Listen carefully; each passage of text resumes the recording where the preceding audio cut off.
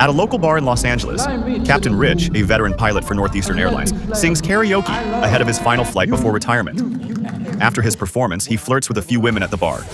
Meanwhile, Ben, a first officer for the same airline, receives a call from his wife, Nadine. She asks if he can come home today, reminding him that their son is sick and that he can't keep running forever. Ben asks her to hold on when he receives a call from a flight attendant. He asks whether she managed to find any flights, and she tells him that there is one departing for Shanghai the next day. I'll take it. You won't have time to go home. Doesn't matter, I'll take it. Ben then returns to his conversation with Nadine. She insists that he needs to come home, but ends the call when their son, Sean, calls for her attention. The next day, outside the Northeastern Airlines airport, a passenger named Dan smokes while charging his tablet with a faulty power bank. An airport security officer approaches him and tells him that smoking is prohibited. Cinemas, planes, bars. Now I can't even smoke outside without being harassed by the fun police. Ignoring the warning, he lights another cigarette before finally heading inside.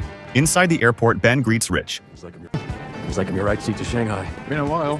Rich tells Penny that she missed karaoke night.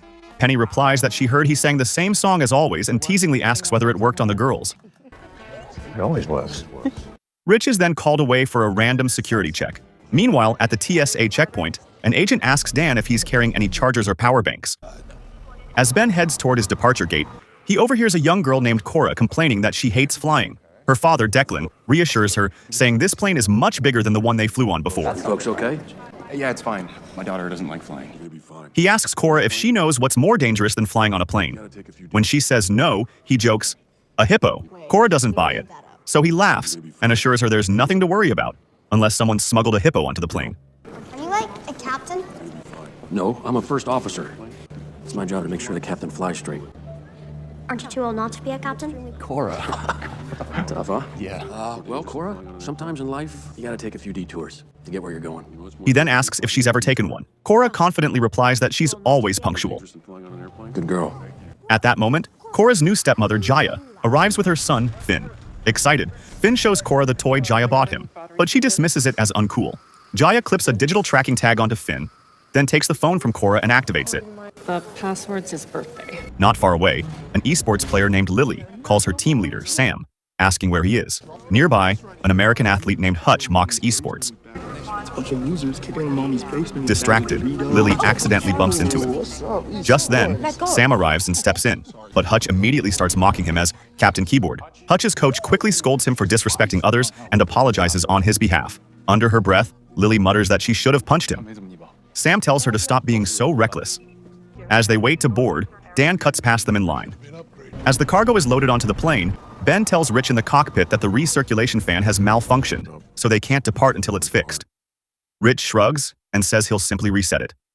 Boarding begins, and Penny welcomes the passengers aboard. Good afternoon, passengers. My name is Penny, and on behalf of Northeastern Airlines, I'd like As to the welcome plane you aboard. prepares for takeoff, Ben begins the pre-takeoff checklist and asks for the flap position. What do you think, sir? Just need a response. Did you know, Ben, that the FAA has us confirm flaps over and over only because those idiots flying Delta 1141 were so busy yakking about with flight attendant they wanted to bang, they forgot to check them. Captain, I just need a response. Flaps are 5, Ben. Same place as the last 3 times you checked them. The plane soon takes off. After the relief pilots leave the cockpit, Rich tells Ben he thought he was about to take a swing at him over the flap check. That wouldn't help my career any. Isn't that how you got bounced out of the Air Force? Well, that senior officer had it coming. You're annoying. Rich tells him that he should have been sitting in his seat. It's tough, with a wife and young kids. Thinking you can't afford to break any more rules. Well, Ben, I'm sure not gonna tell. Ben smiles and asks if he could have gotten away with punching him. Rich laughs and says he would have reported him. I know you would. In the passenger cabin, an office worker named Matt is working on his laptop when he notices an elderly woman staring at him. Curious, he asks if something's wrong. She introduces herself as Becky and shows him a photo of her granddaughter, explaining that she's on her way to visit her in Shanghai. Matt simply smiles. Back in the cockpit, one of the relief pilots asks Ben how his son is doing, saying he heard he has been pretty sick. Ben replies that his wife's family lives nearby, so they've been helping take care of him. A short while later, the plane is suddenly hit by turbulence. Dan calls over a flight attendant for a pair of earplugs. The attendant, Zoe, tells him they've run out. Are you gonna ration out the toilet paper too, huh? She says it's not allowed, but Dan simply stuffs cigarettes into his ears. Becky tells Matt that Zoe is way out of his league. No, I wasn't. Wait, really? She says Zoe is a solid 9 while he's only a 5. Matt asks, what if he has a great personality? Becky bluntly replies that he doesn't. A few rows away, Lily asks Sam why he called her reckless earlier. Sam explains that he was talking about her gameplay. Lily argues that every move she made was carefully planned. Sam tells her they could have lost the tournament because of her planning. Lily points out that they won anyway. She then asks why he's so afraid to read the letter she gave him. Sam says he'll read it once they arrive in China, before excusing himself to the restroom. Nearby, Declan tells Cora that he understands change can be scary, and says Finn looks up to her. In response, Cora puts on her headphones and mocks Jaya. Declan eventually gets up and heads to the restroom, with Jaya following behind him. In the cargo hold, Dan's power bank catches fire. Later, Finn's tablet shuts down due to low battery. When he notices his parents are missing, he asks Cora where they went. She tells him they went to the pool at the back of the plane. Curious, Finn heads toward the rear of the plane. Most of the passengers are asleep, but he stops when he spots Matt playing his favorite game. Matt smiles and asks if he wants to play, and Finn eagerly nods. In the cockpit, Ben notices a cargo fire warning. He immediately activates the fire suppression system, but it has little effect. He quickly contacts air traffic control, reports the fire, and requests the nearest suitable airport for an emergency landing. Northeastern 140, this is Kasich, Oakland. The nearest airport is Guam International, 400 nautical miles south. Ben then asks one of the relief pilots to get Captain Rich. Shortly afterward, Rich rushes into the cockpit, and Ben quickly brings him up to speed. Rich immediately orders the relief pilots to extinguish the fire. Meanwhile, Cora quietly slips out of her seat and heads to the restroom. From outside the door, she calls out to her father but gets no response. The relief pilots head down to the cargo hold and begin putting out the fire. Suddenly, turbulence causes the cargo to slam into the wall, triggering an explosion. The blast ignites a pressurized gas cylinder, which rockets through the cabin floor and strikes a passenger. At the same time, a flying wine bottle hits another passenger. Amid the chaos, Cora is sucked toward the opening by powerful suction. Fortunately, Lily grabs her just in time. To stabilize the plane, Rich descends to 10,000 feet. While passengers in the cabin quickly put on their oxygen masks, Declan and Jaya are knocked unconscious. Once the plane stabilizes, Rich makes an announcement to calm the passengers. Folks, this is the captain speaking. We have a fire in the cargo hold. Sent it to a safe altitude and diverted to Guam International Airport. Dan gets up, heads to the restroom, and lights a cigarette, while Sam steps out of the restroom to look for Lily. However, before he can reach her, the flight attendant tells him to take a seat, warning that it's too dangerous to be walking around. Cora tells Lily that her parents are still in the restroom, but Lily replies that it isn't safe to get up. Unfortunately, debris from the cargo hold is sucked into one of the engines, causing it to catch fire. At the same time, Zoe catches Dan smoking and shouts at him to put it out and return to his seat. Moments later, the burning engine tears a hole in the fuselage, pulling several passengers out of the plane. Rich informs air traffic control that they've lost an engine and requests the nearest airport. 140 Guam International is still the closest option. Ben then notices the second engine isn't going to last much longer. He also reports that all the instrument needles have rolled back to zero, meaning they're now relying on the standby instruments. Rich issues a mayday call, but they soon realize they've lost all electrical power. In the cabin, terrified passengers cling tightly to their seats. Rich tells Ben to switch on the backup power, but nothing happens. With the plane now down to 6,000 feet, Rich orders him to deploy the ram air turbine, RAT. Outside, Cora slips away from Lily and runs toward the restroom, but Penny catches her before she gets there. Back in the cockpit, the instruments finally come back online. However, when they attempt to restart the engine, they realize they don't have enough airspeed for a relight. Rich sighs, saying they don't have enough altitude to dive for more speed, so they'll have to dump the fuel instead. Rich then makes an announcement, instructing everyone to brace for impact. With tears in their eyes, some passengers begin praying while others silently accept their fate. As the plane descends to 3,000 feet, Ben spots the ocean swells and tells Rich they need to turn the plane to land parallel to them. Rich argues that the swells aren't too severe and that he needs the headwind to reduce their descent rate. Ben calmly warns that if they land the way Rich intends, the plane could cartwheel. Turn the airplane. We're gonna land parallel to the swells. We gotta come right 30 degrees. Confirm. Confirmed. Rich reluctantly agrees and tells Ben to move his seat all the way back. Everything goes according to plan until the plane is torn apart by a coral reef, severely damaging the plane and killing hundreds of passengers instantly.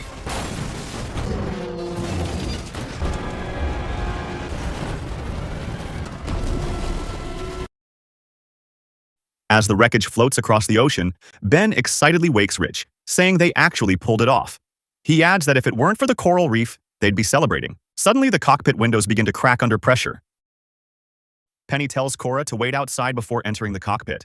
Ben explains that his leg is trapped beneath a twisted piece of metal and that he's trying to free it. At that moment, Rich regains consciousness. He tells Ben to grab the crash axe and use it to pry his leg loose.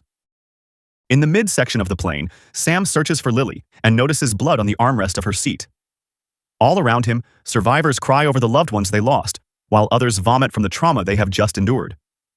Nearby, in the tail section of the plane, Matt unbuckles Finn's seatbelt before shouting to see if anyone else is alive. Zoe calls back from farther up. Matt grabs a flashlight floating nearby, while Penny carefully climbs down, occasionally recoiling at the sight of the dead bodies around her.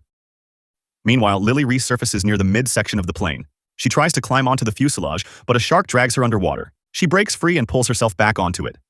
In the cockpit, Ben tries cutting through the twisted metal, but it doesn't budge. Ben, no good. Don't be a chump. Either way, I'm done, and I'm exactly where I belong. Don't give me that where I belong crap. It's your plane, Ben. I'm not leaving you, Rich. Confirm. Confirm, go home. Remaining calm, Rich orders Penny and Ben to leave and close the cockpit door behind them, warning that otherwise the flooding will consume the entire flight deck.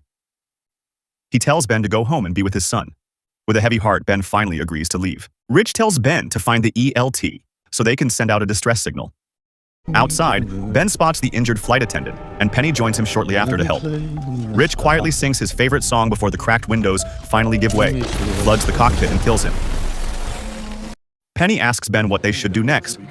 Ben tells her their priority is to find any survivors. At the same moment, Jaya wakes up, bruised and battered. She quickly wakes Declan. Still disoriented, he asks where the kids are before opening the restroom door, letting water run in. Back in the tail section, Zoe discovers Becky unconscious. Seeing the water level continuing to rise, she asks Matt if he can carry her. She's like 150 pounds. I've only got the use of one arm. 150 pounds, really? Becky tells him that she is a grandmother, and the one she's going to help is Finn. However, Finn says he is a good climber. The three of them then climb onto the highest part of the plane. A few minutes later, Matt tries to open a door, but Zoe quickly stops him, explaining that they're inside an air bubble. If he breaks the seal, the entire section will sink. Zoe bandages Matt's injured hand. Matt apologizes for trying to open the door earlier, but Zoe reassures him that it's okay. Nearby, Finn begins hyperventilating. Becky comforts him, telling him that everything is going to be okay. Matt asks who he was traveling with. Finn explains that he was with his mom, his stepdad, and his stepsister. Matt promises that they'll find his family. I'm Matt, that's Becky, and this is... Zoe. Zoe. Penny asks Ben how long it will take for the rescue team to find them. Ben honestly admits it could take hours or even days. He says their best hope is that the emergency locator transmitter, ELT, is still working, but it's located in the midsection of the plane. Penny volunteers to retrieve it, explaining that she has won the Waikiki Rough Water Swim 3 times. Cora asks her where she's going. To the middle of the plane. She asks her to look for her parents and her little brother and offers to come along. Penny gently refuses but promises to look for her family. Ben tells Penny to give a signal when she gets the ELT. She nods. He offers her a life vest, but Penny declines, saying it will only slow her down. Before leaving, she hands her shoes to Cora and asks her to keep them safe until she returns. Ben informs Penny that the ELT is located around row 20 and tells her to make sure its indicator light stays on once she activates it. He reassures Cora that they'll find her family. Moments later, Cora spots a shark attacking a floating corpse and quickly alerts Ben.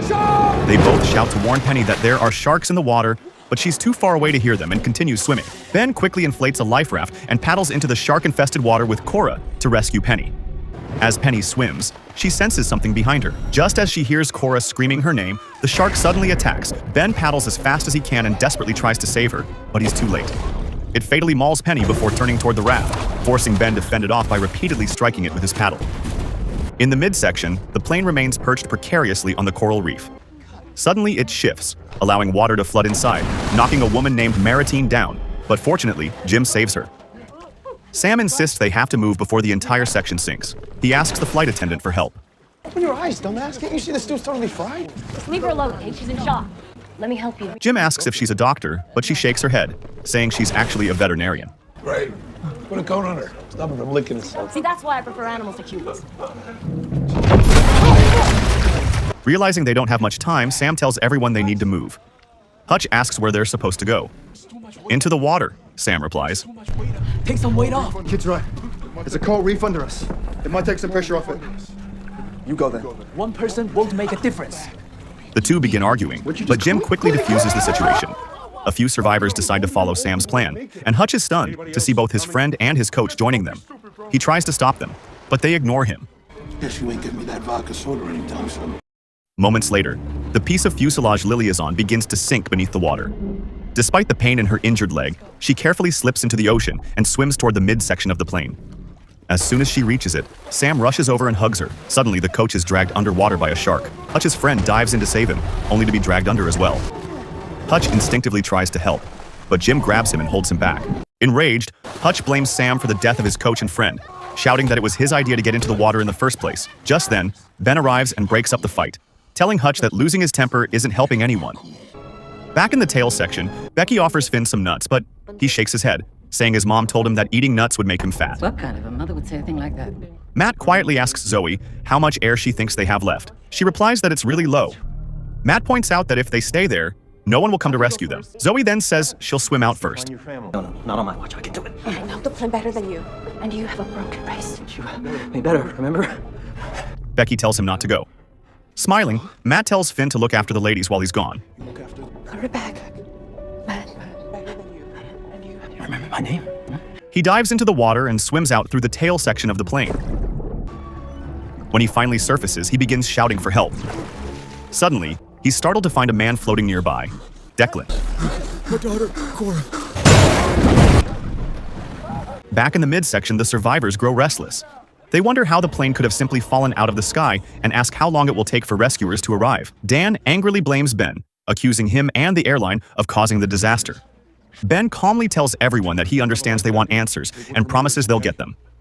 For now, he instructs them to retrieve the life raft from the overhead compartment and the life jackets from beneath the seats. He advises Cora to stay where she is before going to retrieve the ELT. However, he accidentally drops one of its antennas and dips his head underwater to retrieve it. Trembling, Cora quietly calls out for her father. Ben resurfaces and activates the ELT. Moments later, he realizes Cora is missing. He hands the ELT to Dan and tells him to get it safely onto the raft. Ben quickly finds Cora and carries her to safety. At that moment, the structure of the plane suddenly shifts as the coral reef can no longer support the pressure, allowing water to rush in and knocking several people off the raft. Dan desperately climbs aboard but drops the ELT. Jim helps Ben and Cora onto the raft. Nearby, Sam notices Hutch floating in the water and immediately swims over to rescue him. Once everyone is aboard, Ben asks Dan where the ELT is. Frustrated, Ben says all Dan had to do was get it onto the raft. Dan snaps, saying that if it was so important, he should have held onto it himself. Is that what they need to find? And you lost it? Hey, don't put this on me, man. Just then, Cora spots Sam and Hutch struggling in the water. No way. No, they can swim to the other raft. Ben realizes the current is getting stronger and says they have to move fast if they're going to save them. Who the hell are you to decide? I'm the captain. It's my plane. Oh, that plane? Great job. People are dead because of you. Now you want to risk our lives to make yourself feel better. Ben punches back, saying he's going to save them whether Dan agrees with him or not. Dan tries to climb into another raft, but the others push him back into his own. Ben and the group then row towards Sam and Hutch, successfully pulling them aboard. Hours pass. Finn asks how much longer they have to stay there. Hope Matt hasn't swum away with a mermaid. He wouldn't leave us. When we get outside the plane, we inflate our jackets. They will take us straight up to the surface like a big balloon. However, Becky insists on staying where she is. She tearfully tells Finn to take care of himself. Zoe promises Becky that she'll come back for her. The two swim toward the surface. Along the way, they come across several lifeless bodies floating in the water, one of them being Matt. Moments later, they finally reach the surface. Zoe spots an inflatable raft and deploys it. She helps Finn climb aboard, but just as she's about to get in herself, a shark bites her and drags her underwater. She manages to break free, swims back to the raft, and climbs aboard. However, she soon passes out from blood loss. Finn cries desperately, begging her to wake up. As he leans closer to the water, a shark suddenly slams into the raft, throwing him into the water. In the tail section, the water has risen dramatically. Realizing she won't survive, Becky tearfully says goodbye to her granddaughter, thanking her for filling her life with happiness. Dan asks Ben if he has any plan that doesn't rely on dumb luck. We're alive. He then asks if Ben has any children. Ben nods, saying he has a daughter named Terry and a young son named Sean. Dan says he has 3 children, with the youngest being 5 years old. I can tell you they ain't growing up without me. So whatever you gotta do, make yourself feel better about losing all those people back there. But don't use me, pal, because I'm going home. Whatever it takes. I'm sure your kids are real proud of you. Dan fires back, saying it's no wonder she is single. Just then, Lily spots a plane overhead. Everyone waves and shouts for help, only to be disappointed when it flies past without stopping. Did they see us? They saw us already. We just gotta hold on. As night falls, a rescue helicopter is dispatched toward the crash site. Not far away, the captain of a Chinese fishing trawler happily remarks on the large catch they've hauled in. Captain, we are enacting the 1974 Solos Convention. There's been a commercial airliner crash. Your ship is closest to the area where we believe there are survivors in need of assistance. Hutch notices Sam staring at Lily and encourages him to confess his feelings. Sam shakes his head, explaining that he can't break the team's rule, which forbids players from dating one another. No one listens to that rule. Just tell her. Ben offers Cora some water. Sadly, she says her parents left her behind. Ben gently tells her they didn't abandon her. Cora tearfully admits that she was supposed to look after her little brother, but she was mean to him. She says she doesn't actually hate him, and tells Ben that he is only 7 years old. Ben smiles and tells her that his son, Sean, is also 7. He then shows her an old photo of him. Cora quietly says that her parents will never get to see the person she grows up to become. Ben reassures her that parents somehow will always know. Just then, the survivors spot the rescue helicopter approaching. It immediately launches flares before slowly lowering a rescue swimmer into the water. Horrified, the group scream, warning them that there are sharks below. Unfortunately, it's too late. A shark suddenly attacks the rescue swimmer, biting off her leg. The chaos causes the helicopter to lose control and crash into the ocean. The impact throws several survivors off the raft, and they scramble back on board. Dan is pulled toward the raft by the flight attendant, but he pushes her down while trying to get in, and she is immediately devoured by a shark. Moments later, the survivors spot the fishing trawler in the distance and begin shouting for help. But the trawler comes to a stop. Dan asks why they've stopped. Ben explains that the trawler can't cross the reef, meaning they'll have to make their way to it instead. Where are the paddles? We have no paddles. The other rafts, they've got paddles. They'll make it. That's when Ben realizes Cora is missing. He frantically looks around and spots her on a piece of wreckage. Ignoring Hutch's warning that the water is full of sharks, Ben dives in and swims toward her. The survivors watch anxiously, cheering him on as he races through the water, while Dan desperately shouts at the crew of the trawler to save him, saying that he is an American. Ben finally reaches Cora and tells her they have to leave. However, she refuses, saying she wants to stay with her father. Ben gently tells her she can't stay there and says they're just going to take a little detour. He gently says that her dad would want her to be brave right now. Cora nods, and Ben helps her put on a life jacket. I'm gonna put this belt over my neck, around my back, okay? And I want you to hold on to it while we swim, all right? You're not gonna let go of this, okay? Wait, we're just away from it. Long way, dumbass. To the boat. As they swim back toward the raft, several sharks begin circling them. Seeing the danger, the captain of the fishing trawler orders his crew to dump their catch into the water. Ben fires a flare gun at one of the sharks, but soon runs out of flares. Fortunately, the sharks turn their attention toward the fish surrounding the trawler. Back on the raft, Dan notices a pack of cigarettes floating and takes it. Just as he's about to light one, a shark slams into the raft, throwing him into the water, where he is quickly devoured. The following day, the trawler is taking the passengers to the nearest airport. Sam tells Lily he didn't read her letter but knows what she has written. He kisses her on the forehead and she kisses him on the cheek. A little detour. Yeah. Cora borrows Ben's phone and tracks Finn's location using the digital tag. The fishing trawler changes course and heads toward Finn's location. Ben thanks the captain for helping them. Before long, they find Zoe, who is badly injured but still alive. Overjoyed, Finn embraces Cora. Zoe asks Ben about the old woman, Becky, who is trapped in the tail section of the plane. Ben sadly shakes his head. It is then revealed that Ben's young son, Sean, has cancer. Ever since learning the diagnosis, Ben has been avoiding going home because he cannot bring himself to face the reality of his son's illness. However, after coming so close to dying without seeing his family or Sean one last time, Ben finally calls his wife and tells her that he is coming home.